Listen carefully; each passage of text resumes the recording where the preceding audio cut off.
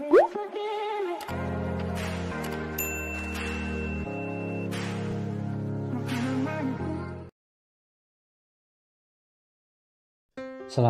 warahmatullahi wabarakatuh. Kembali lagi di channel Hamidulillah. Pada kesempatan kali ini kita akan mereview buku Tasawuf Sosial Al-Ghazali yang merupakan salah satu karya dari Ketua LP Ma'arif PWNU Jawa Tengah R. Andi Irawan MAG.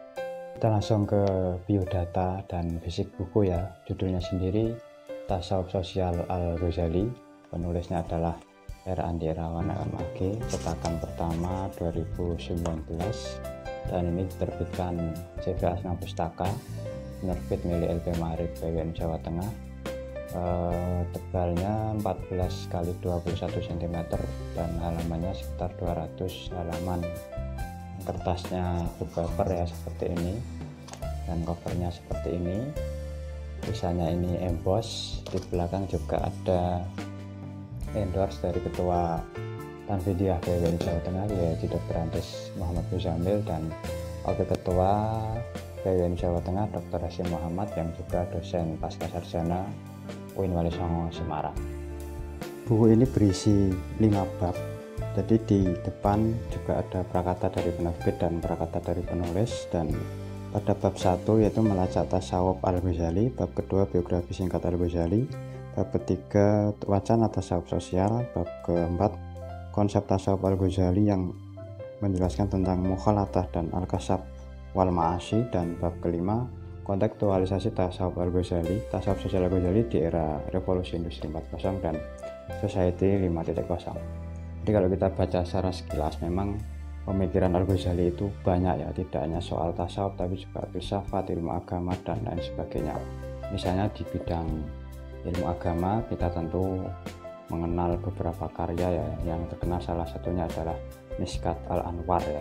Kemudian di bidang tasawuf juga ada Ihya Ulumuddin, Hidayatul Hidayah, Minhajul Abidin dan sebagainya.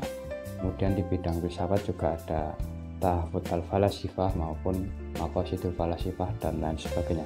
Sedangkan buku yang ditulis Pak Andi Irawan ini sebenarnya riset yang mengkaji dari beberapa karya Imam Al-Ghazali yang mengkaji tentang tasawuf sosial itu sendiri. Jadi buku ini menjelaskan banyak konsep tasawuf yang arahnya itu tasawuf sosial perspektif Imam Al-Ghazali, yang di dalam di bab akhir dijelaskan harus dikontekstualisasikan sesuai zaman, khususnya di era revolusi industri 4.0 dan society 5.0 itu sendiri. Jadi keunikannya itu buku ini tidak hanya soal riset tentang Al-Ghazali sendiri, tapi bagaimana konsep pemikiran Al-Ghazali tentang tasawuf sosial ini dikontekstualisasikan bagi masyarakat Islam ataupun masyarakat umum di Indonesia maupun di dunia. Dari beberapa aspek yang saya temukan dalam konteks tasawuf sosial, jadi ada 2 poin yang menjadikan kita akan tahu kontekstualisasi pemikiran Al-Ghazali tentang tasawuf sosial.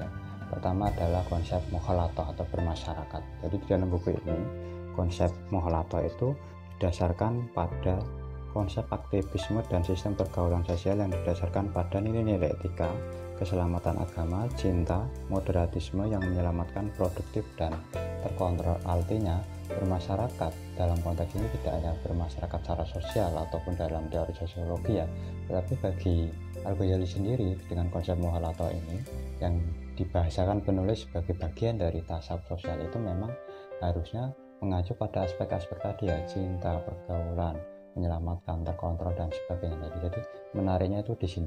Sedangkan konsep yang kedua yaitu tentang al-kasbu wal ma'asi tadi, yang tentu sangat relevan di era-era kontemporer seperti saat ini ya. Dan ini memiliki pandangan bahwa konsep ini sebenarnya memiliki relevansi khususnya dalam bidang ekonomi ya, tapi bagi saya bisa aspek pendidikan. Jadi konsep al-kasbu wal ma'asi ini tidak hanya soal relevansi etos kerja pada masa sekarang, tapi bagi saya kerja ini dalam konteks tidak hanya kerja secara ekonomi atau mencari rezeki atau uang ya, tapi juga bekerja itu kan beramal ya, kata dasarnya amal. Artinya amal itu tidak hanya soal nanti muamalah, tapi juga ibadah ataupun masalah ibadah manusia dengan Allah itu sendiri. Jadi menariknya buku ini aspeknya pada dua aspek itu tadi yang saya temukan, pada aspek kontekstualisasi, bagaimana tasawuf sosial ini tidak hanya sebagai teori tapi juga Ghazali tidak hanya soal tasawuf akhlaki ya, tapi juga tasawuf falsafi yang memang keduanya harus saling sinkron atau integral. Jadi menariknya itu memang di situ. Buku yang dijual seharga 75.000 ini memiliki kelebihan tidak hanya soal konteks bagaimana kita menjalankan kehidupan dalam bekerja dan melakukan aspek tasawuf yang lakunya adalah laku amali sosial, tapi juga menjadikan kita kembali kepada ajaran Islam yang tidak hanya memandang sesuatu itu konteksnya dalam bermasyarakat maupun etos kerja, tidak hanya aspek fisik tapi juga metafisik, ukhrawi juga, tidak hanya duniawi. Jadi menariknya itu di situ.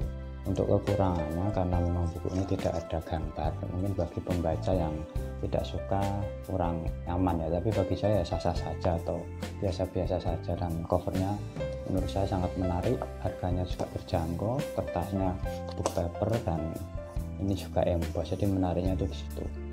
Jadi itu sih sebenarnya review buku Tasawuf Sosial Al-Ghazali, dan semoga bermanfaat. Jangan lupa subscribe, like, dan komen channel Hamidullah Ibda, dan tekan tombol lonceng untuk berlangganan gratis video-video saya.